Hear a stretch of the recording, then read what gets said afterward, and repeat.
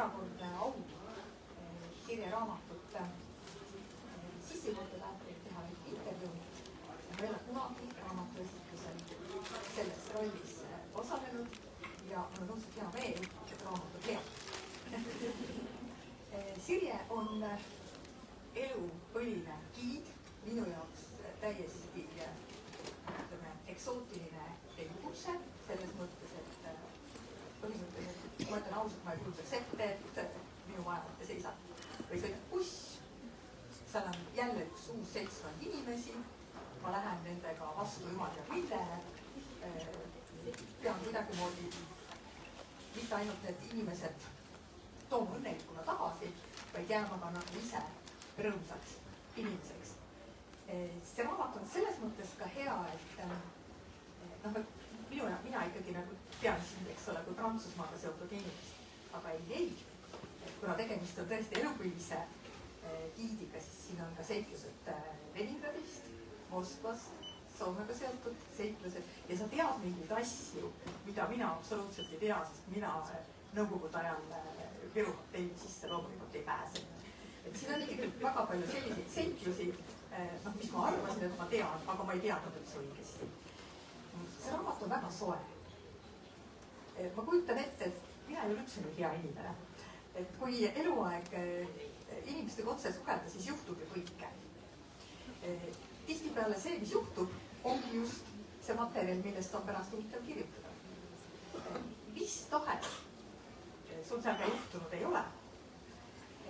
Sa oskad kuidagi andeks anda ja suhtuda väga soojalt ka nendesse inimestesse, kes on sul ikkagi nagu kopsu üle maksa jäänud.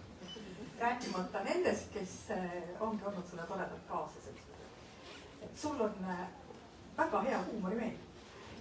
Ma tunnen sind mõnda aega ja ma ei ole sellest aru saanud, et see on seda sorti huumorimeel. Sa oskad kirjutada haaravalt, täpselt ja väga naljakas võtmes.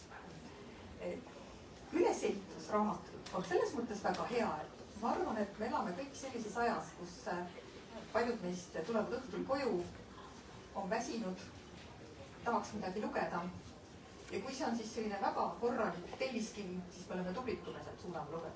Väga tublid, mina üritan praegu väga paksu telliskivi läbi närida, teen seda ka pool aastat. Sest tuled koju ja tegelikult tahaks magada ka juba.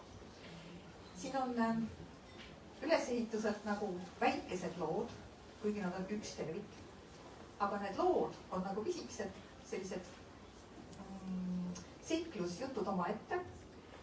Novelde otseselt ei ole, aga seda sorti väikene lugu, millel on puent. Väga hea on lugeda lugu või paar enne magamaminekut ja selle üle mõelda. Sellepärast, et siin on rännak erinevate inimestega läbi erinevate aegade, mida me kõik hästi mäletame. Ja sellepärast, et ta on kirjutatud sellistest natukene meie jaoks ikkagi võõrastest paikadest nagu Prantsusmaa, see ei ole meie kodumaa, sinu kodumaa ilmselt on. Ka need Leningradi ja Moskva perioodi lood on selles mõttes huvitavad, et oli justkui üks ühine kodumaa, aga tegelikult ju võõrad pandid. Et ta on kirjutatud läbi eestlase silmide. Et meil on väga-väga häid selliseid BBC ja teiste lääne kompaniide reisiseriaale televiisoris, meil on väga häid tõlkeid, meil on Lonely Planet, mida kõike, mis on väga mainitud tehtud. Aga nii nagu armastame Eesti kino, sest et see räägib meist, nii on ikkagi omaette väärtus raamatul, mis räägib läbi eestlase silmade.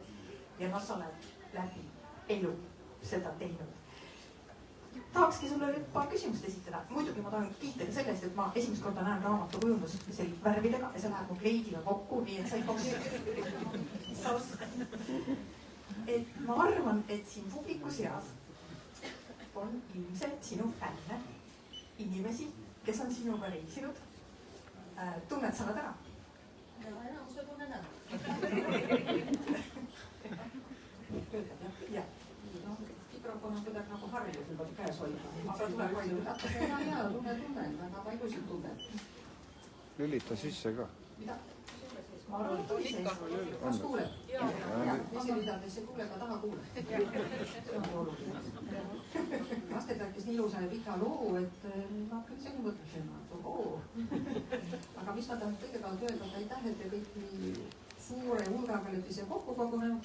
Mina nüüd ei saa hästi aru, kus te nüüd siin olete. Minu meelest ei ole Andres Kivirähu raamatu esitus. Et see on oleks nagu sellist tohutut massi, aga ma väga tore, et te kõik võtsite vaevaks tulla ja läbi selle koleda ilmaga. Aga aitäh kõigepealt.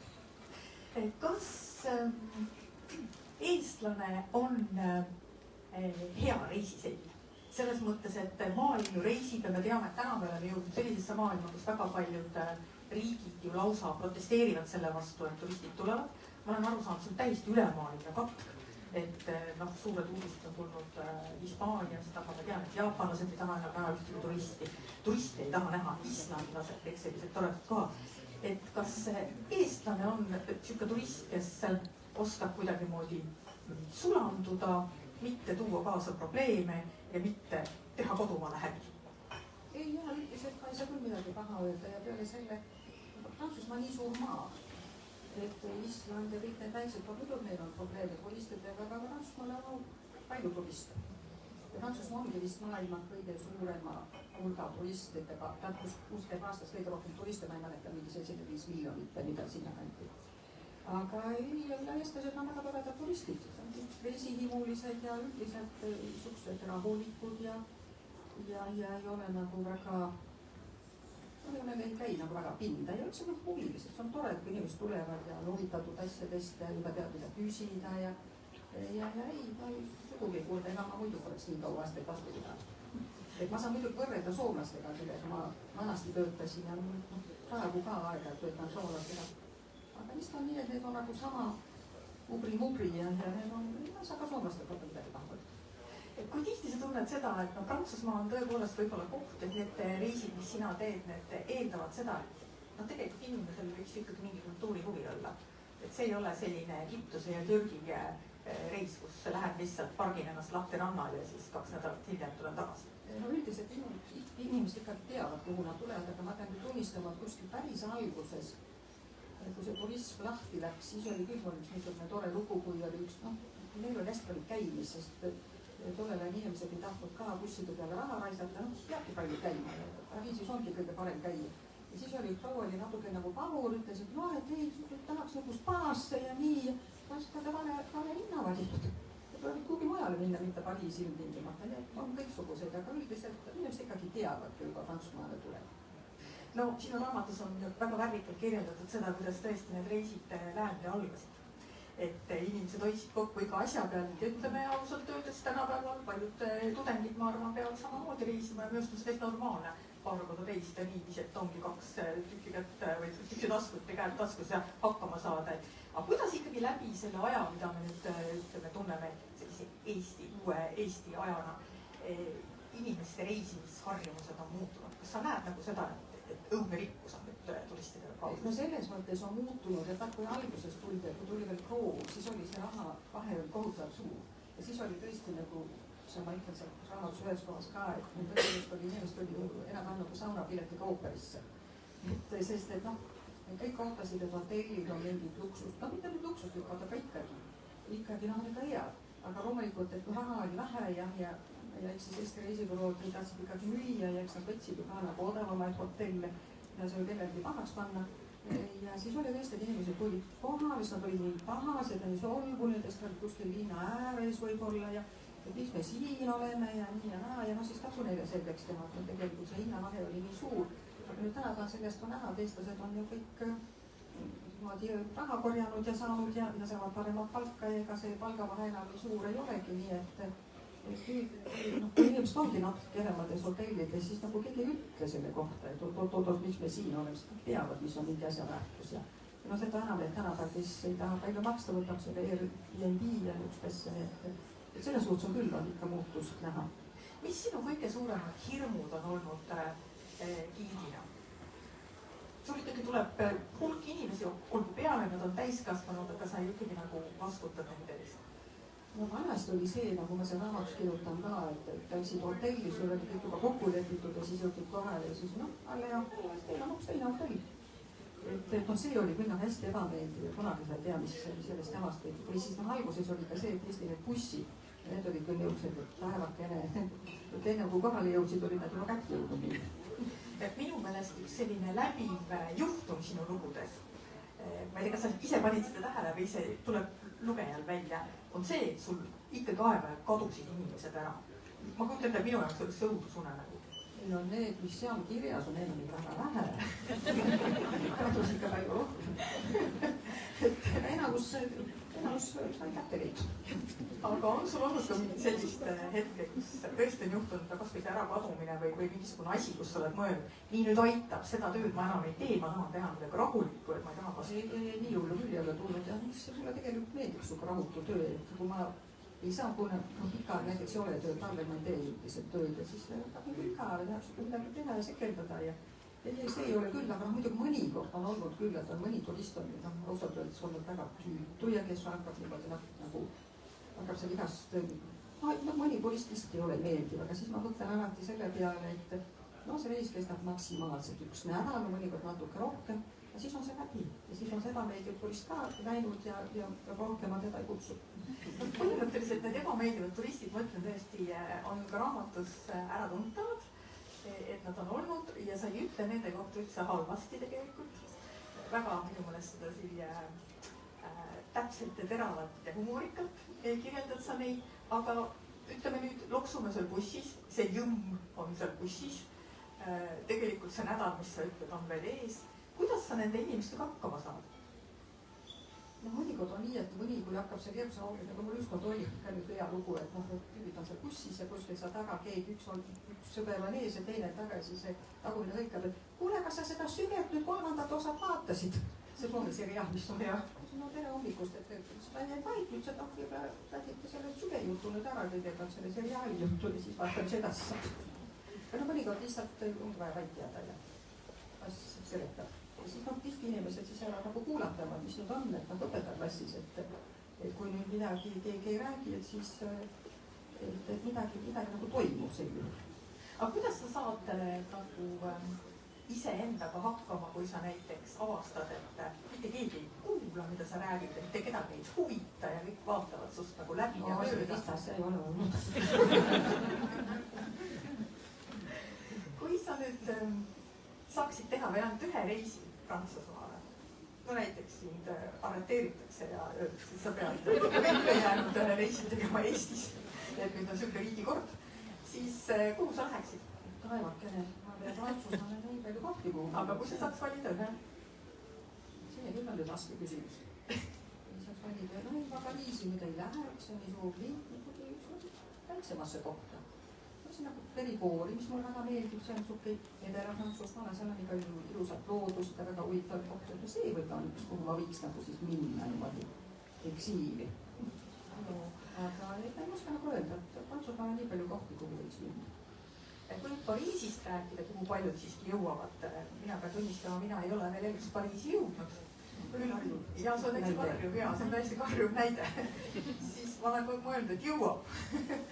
Et mis on need kohad Pariisis, mis on sinu jaoks sedavõrd olulised, et sa ikkagi pead neid asju inimestele näitama? Tänapäeval kindlasti Jumalamaa kirikut, eks ole, seda enam, et kui ta nüüd osad renoveerimisest, remondist välja tulnud, ta on ikka fantastiliselt ilus seest. Ja nagu ma ütlen inimestele ka veel tihti, et see tulekahju oli muidugi kohutav katastroof, aga mõnes mõttes oli sellest ka kasu, sest ma ei usu, et nad oleks iialiselt sees seda remonti tegema hakanud ja renoveerimist. Väljast teda küll juba renoveeriti kenasti, aga see seest oli ta ikkagi juba tahvunud ja tume ja nüüd on ta täiesti teine kirik, teine katedraal, sinna kindlasti pean minema ja Pariisis on palju selliseid väikesi, toredaid nurgakesi, üksmoodi seal selline üliõpilaste kvartal viiedas linna osas ja üks väikseid kohakesi, et ei pea ilmtingimata alati olema Champs-Élysées ja saad Louvre ümber käia, aga need on välja toredad kohad ja muidugi Pariisis on ka hästi palju muuseum igasuguseid, et see on nagu ka väga huvitav. Mitte ilmtingimata Louvre, kui ei pea trügima minema, praegu seal on nii kuullumaja.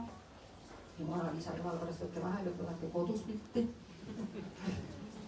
ja siis, et Küssot oli muide väga tore lugu, me käisime, saime kokku mingi kunstikogemus, noh Eestis, kes ei olnud kunagi Prantsusmaal käinud, et tema nagu kopeeris ka ja siis ta oli ka sellest Mona Lisast teinud pilts, ta tegi sul tohutult suure, mingisugune 2 meetrit, 2 meetrit. nagu me ette kujutame, just mina tükk aega arvasin, et see on väga suur pilt. no seda ei tea, see pilt on, no see pilt on nagu postmark enam-vähem, et see tema maali ta pole üldse, seda ei kaota tagatud.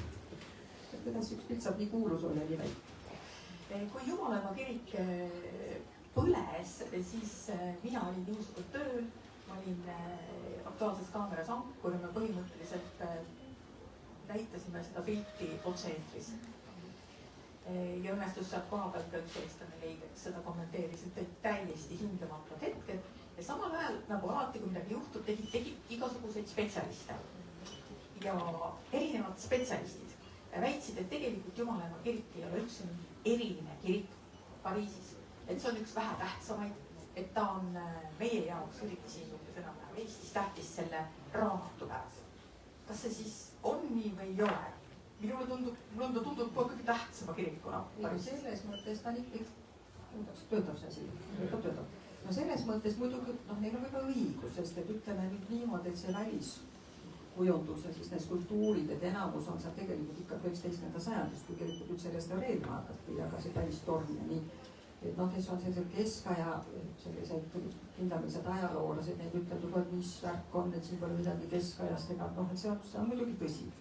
aga teisest küljest ja muidugi on ka tõsi see, et ega see Jumalaema kirik saigi õieti tuntuks tänu sellele raamatule, sest ta oli üsna lagunenud, oli plaanis üldse peab ära lammutada, aga no siis tulid inimesed vaatama, kus see Esmeralda siin tantsis ja kus oli Quasimodo, ilmselt ongi seal kuskil tornis ja nii edasi ja nii edasi, et noh, siis ta tegelikult sai noh, nagu kuulsaks, et ja pöörati, noh ja muidugi ma ei hakka arhitektuurist praegu rääkima, tal oli ikkagi see väline esteetika ka, mida see oli sellel ajal, kui see kirik ehitati, eriti noh, põhiline oli ka milline kirik on seest, eks ole, aga väljastpoolt oli tähtis, et Jumalaema kirik oleks nagu esimese, aga noh, see on nagu pikem jutt, et sellest ma räägin siis, kui ta tuleb meie ekskursioonile.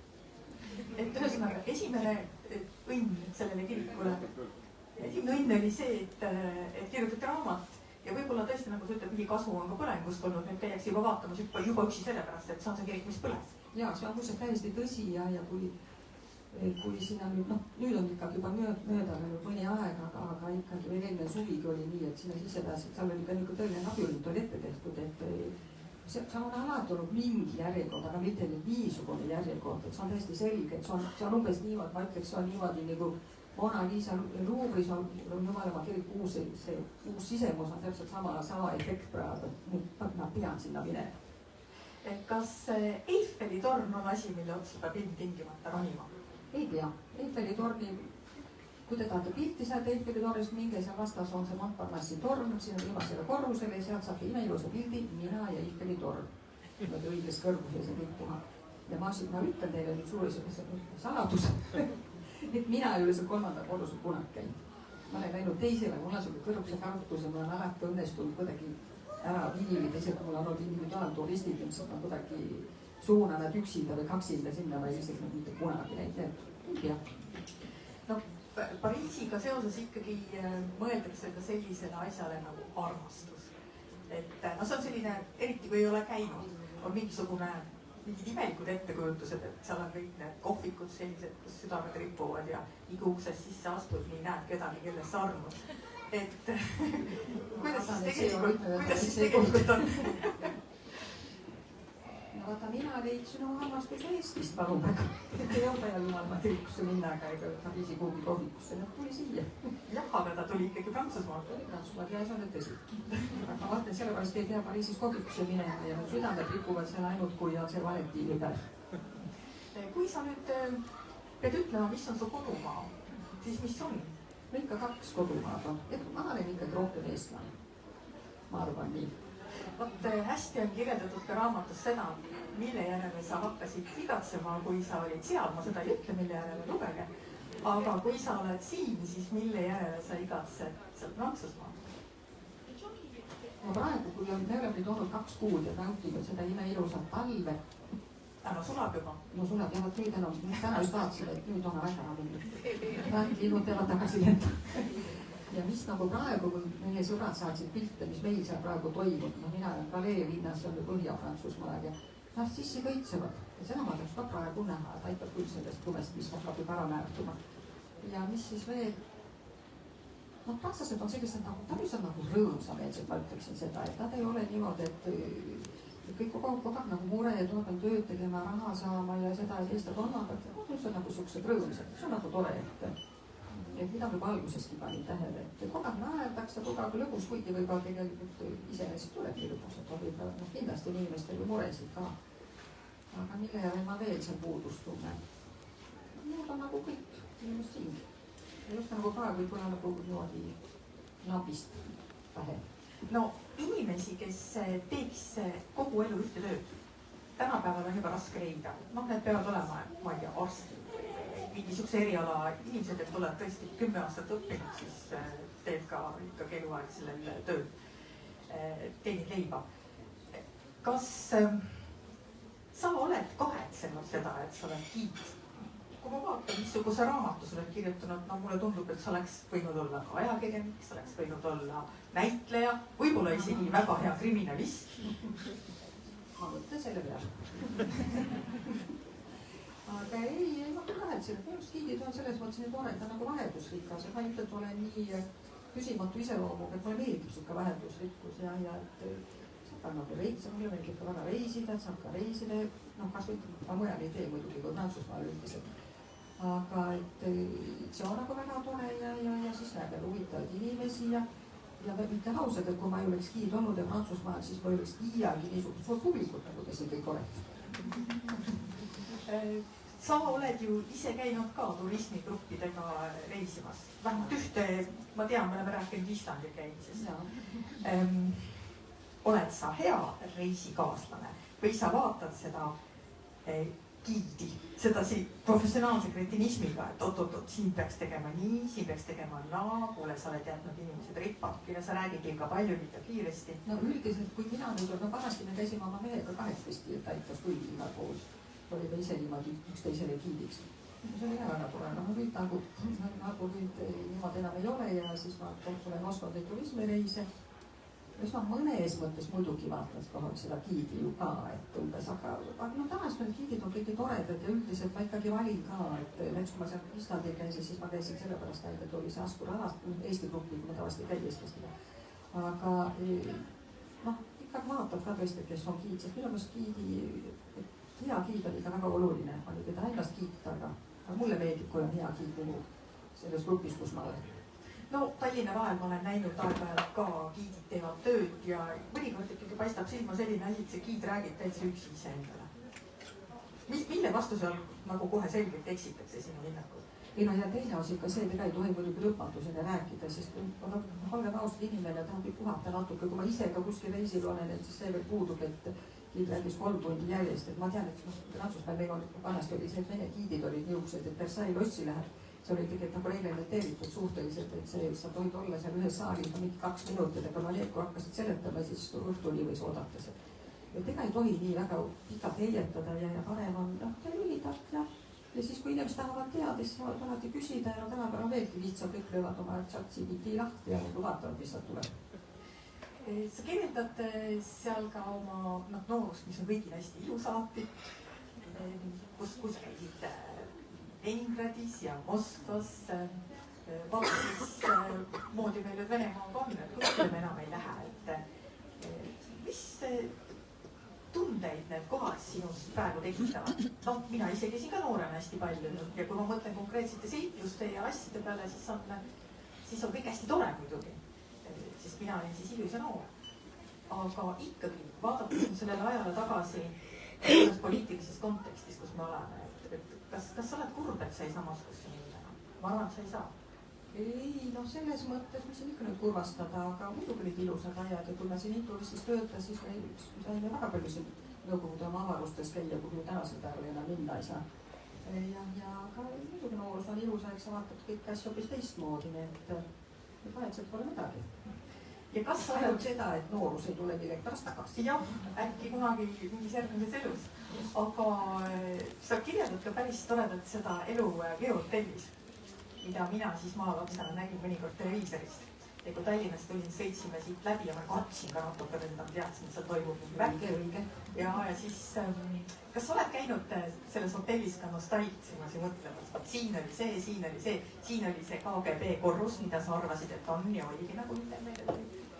No siis, kui ma läksin Prantsusmaale, no ütleme nii mõned aastad hiljem, siis küll jah, ma väga tahtsin elusse minna, virukohvikusse minna ja restorani minna, aga nüüd on nii palju muutunud, see maja on täiesti teistsugune, see ei ole enam see, et see on nagu iga asi, mis nii palju muutub, et siis ei tunne enam selle järgi sellist karjuvat vajadust ja nostalgiat, et ei, nüüd enam mitte, aga muidugi, kui ma seda Viru maja näen, siis ikkagi mõtled, et seal oli, ma nagu ma olin mingi 25 aastat vana, mis kõik tore aeg see oli. Minu lemmikuid lugusid sellest raamatust oli asi, mis, mul on alati tundunud, et kui minuga juhtuvad nagu erakordselt lollid asjad, piinlikud ja lollid asjad, et siis kindlasti mitte kellegiga teisega ei ole kunagi juhtunud ja ei saagi juhtuda ja nüüd mina üksinda olen veel suhtelises olukorras. Ja tore oli lugeda, Sirje, tead seda lugu, kuidasmoodi sa jäid basseini kinni. Ja see oli üsna meelde. Et äkki sa räägid selle nagu selliseks maiuslooks? No ja ma räägin, seda võite pärast ise lugeda niimoodi ilukirjanduslikku juttu, sealt ei oleks ilukirjandus, see on ikka väga dokumentaristlik jutt ja see oli tõesti selles mõttes väga põnev lugu, et see oli meil Montfleuri linnas imeilus, linn seal Normandias ja meie hotell oli natukene linnast väljas, aga küll algselt teemana kaugusel ja tore hotell oli, seal oli bassein. Aga seal oli selline, see oli nagu natuke nagu, kuidas ma ütlen, nagu korterhotell, et seal olid toad, kus oli väike kööginurk ja niimoodi kõik see ka välisukse väitmed, aga personal läks mingi kell 7 minema ja oldi valmis, ise said sisse, eks ole. Ja mina olin oma töö ära teinud ja kõik suunanud siis niimoodi linna vahele ja kuksin väe otsa ronima, mis iganes. Ja lähen siis, et nüüd panen bassein, mingi saun oli seal ka, nii lahe, nüüd lähesin niimoodi basseini niimoodi ja väga vahva ja kedagi ei ole ja keegi tuleb küsima ja ütlema, et näed, mis sa tooli ei uju ja mis sa seda teist ei tee ja igas küsimus esitan ja kõik ta tihti juhtub. Mina väga rahulikult lähen sinna, niimoodi sulistan mulist, nagu ole ilmaks, siis vihmaks kergelt saada, ma seal üllet, aitab küll, et lähme ära. Lähen siis mina tuppa ja mul oli ainult käterätikudki, midagi on, mul oli käterätik, oli pärast saunas. No vot ja lähen siis tõmban siis ukse javanen, tõmban veel, ikkagi javanen. Mis jama see nüüd on, mis üks ainukene uks oligi ja siis ma seal niimoodi kloppisin ja siis keegi ikkagi kuulis ja ma ei tea, kas ma seal õigusin ka midagi, aga kõige hullem oli ju see, et kõik inimesed olid kuskil ära, ühtegi akent ka ei olnud lahti ega mitte midagi rääkinud. Minu turistidest, kes oleks mind päästma võinud tulla, keda ma ise oli muidugi ära saatnud kaua. Ja siis keegi siis ikkagi kuulis ja siis tuli seda teisel pool ust, tuli üldi avada, ukse javaneid saatavad ka, täitsa lõpp. Ja siis nad olid nii tublid ja ütlesid, et ja mina muidugi ujumsti koos, eks ole, mis maks ka sadama, ainuks soe koht oli bassein muuseas. See oli soojendusega. Lähes hakkab soojendama ennast, need inimesed ütlesid, et me helistame lukuabisse, helistame sellest linnas, ütleme lukuabis sellist haupega. Ja siis helistasid, et see lukuabi on teisest linnas hoopis ja umbes, et see tuleb teada lommikul. See on väga tore perspektiiv. Ja siis mõtlesin, mis asja ma nüüd teen ja seal oli niimoodi, et seal oli see hotellil oli nagu 2 poolt, et ilmselt üks oli natuke vähesema rahaga, et seal need ei tohti sinna basseini, seal oli aed ees, kui tara. Ja siis kuraamus, et kuidas ma nüüd teen, et ma pean sealt üle tara kartama, aga ma mäletan, et kõrgushüppe juba kooliaga oli mu kõige nõrgem sportlik saavutus. Et ma ei saa kindlasti isegi suure hooga meil enda sellest üle, sellest tarast ja lähed, kus ma sealt üle, ma ronisid ja mingisugune pink oli seal ilmselt, muidugi mingi pink ja ronisid üle pingi ja lootuses, et ma jääsin tara otsa kõikuma niimoodi. Ja siis ma teiselt poolt ilmselt hüppasin lihtsalt alla, aga kuidas ma sealt üle sain ja siis läksin niimoodi kilkumana läbi hotelli ja siis ma sain sinna sauna poole, sain oma vaavõtme ja käterät ja kõik, mis oli ja hommikul ma siis küsisin, et mis värk oli, et mis teisel päev olin ju, ma oleks praegu öö veetnud seal basseinis, nad ütlesid, et neil oli mingi lapselukk oli seal niimoodi olemas selle sauna. Et see oli kogu mitte kinni läinud. See on väga tore. Et pärast ma ütlesin kõikidele inimestele, kui ma seal hotellis olin, et jumala pärast ärge see ust küll kinni pange, et muidu jääte ööseks sinna basseini. Ma kujutasin nagu lihtsalt ette, mismoodi Sirje, siukene väike Sirje ronib üle aia, trikoo seljas, jumal teab mis kell. Ja seal teisel pool aeda on ju mingid inimesed. ei olnud, oleks no siis oli veel hästi, aga lugejana sa kujutad ette, kuidas ta sealt tuleb, onju. ei no kui oleks seal inimest, nad oleks päästnud mind, nad oleks teinud. aga see, kuidas sa ronid ja mis mulle selle raamatu puhul just meeldis, on, et see on kirjutatud nii, et film hakkab silme ees jooksma. Põhimõtteliselt saaks sellest raamatust ka vändata filmi kõikidest nendest inimestest ja nendest situatsioonidest ja sellest, kuidas sa sealt aiast üle ronid ja olles meeleheitel täiesti selge. mina olen praegu ka veel see osatäitja seal vanast peast üle aia ronimas. see on väga meeleolukas. ja, ma nüüd ei tea, palju meil on aega olnud juba. Ma tahaks lõpetuses küsida seda, et kui sa nüüd mõtled, kas sa oled mõelnud selle peale elus, et missugune võiks olla sinu niisugune unistuste turismigrupp, et kes need seal võiksid olla? Kas sul oleks näiteks niisugune, ma ei tea, suur grupp on 20 inimest on palju või? ei no 20 on okei. Et 20 inimest, kas sa kohe teaksid, keda sa sinna, kas sul oleks olemas ideaalsed inimesed, oskad sa neid kirjeldada, kellega sa tahad koos reisida? Tead, et läheb nagu, et on aga ma pean ütlema, et mul ongi praegu sellised grupid, sest osa gruppe, olgem ausad, mul on oma nii-öelda grupid, keda ma siis teen. Ja ega ma ei võta sinna kedagi teist, kes ei ole nagu tore ja niimoodi, et ei saagi niiviisi jala kust maha lüüa ja öelda, et ma tahan sinuga reisida. noh, kui ta ütleb, et ma olen minu sõber soovitas ja ma olen sinu sõbra sõber, siis saab. teatud valik ja olge ettevaatlikud järgmine kord. ei, ütles, et ma on väga head grupid ma viimasel ajal olnud, et jah, ma ei oska nagu midagi paremat tahta. ja seda ka, kuidas raamat üldse sündis? Mis pani sind kirjutama? Muidugi väga tore kirjutasid, sest et sa kirjutad natuke teistmoodi, kui sa räägid.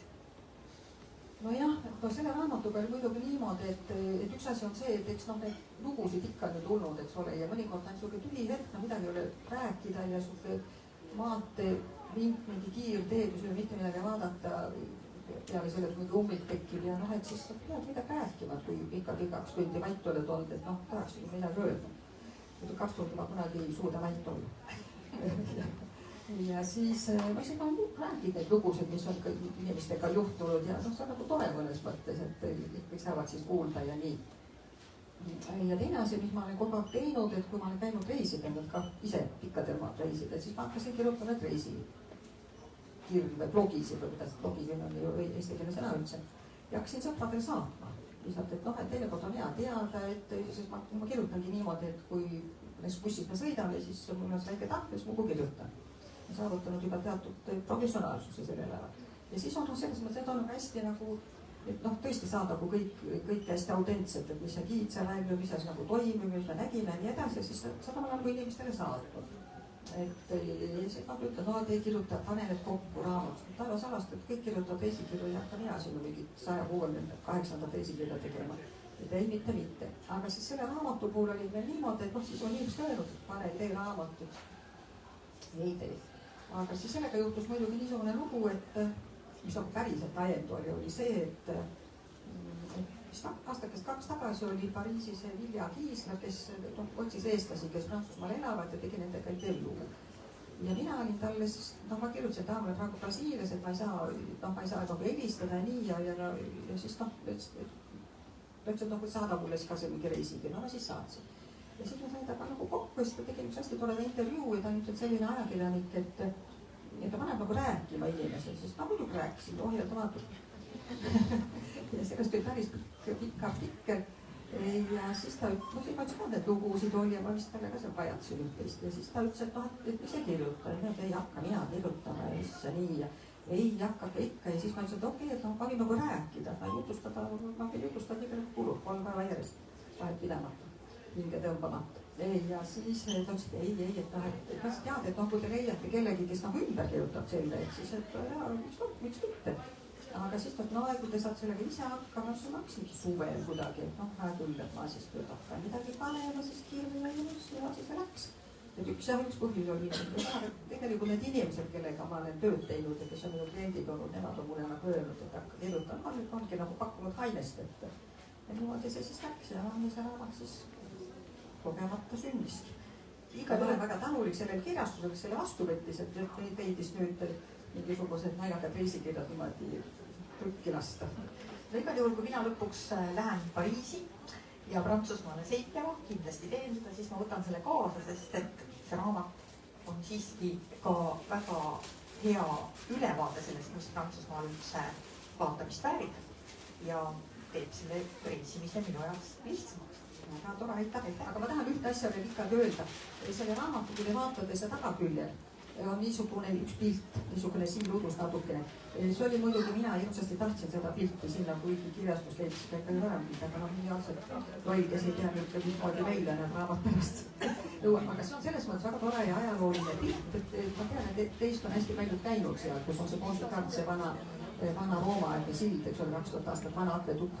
Ja see juhus oli täpselt niimoodi, et ma olin oma grupiga, sealjuures oligi selline udune ilm üsnagi. Ja meile tuli vastu Jaapani turisti ja kõigil oli 5 eurone raha käes.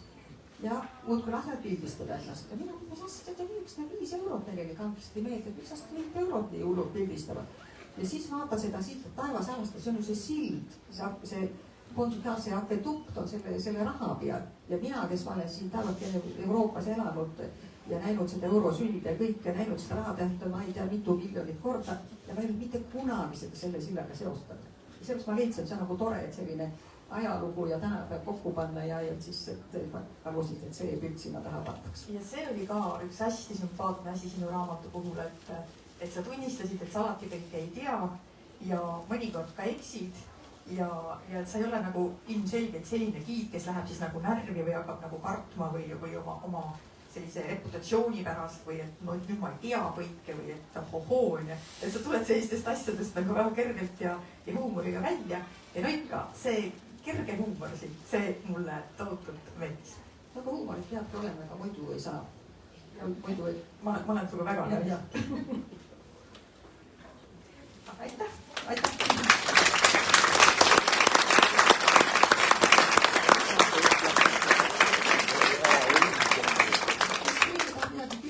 Kuidas see asi käib siin? Mina kõigepealt tahaksin tänada kõiki kirjastuse tänavapäev poolt, kes jaksasid siia kohale tulla ja jaksasid püsti seista. Siis ma tänan Astritit selle eest.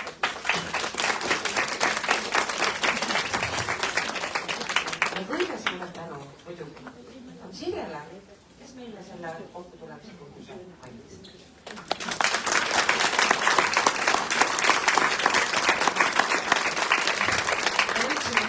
Küsitud ainult, et kuidas asi edasi läheb. Asi läheb edasi täpselt nii, nagu teie tahate. Siri annab autogramme, on võimalus temaga juttu ajada ja võib-olla kohvi juua.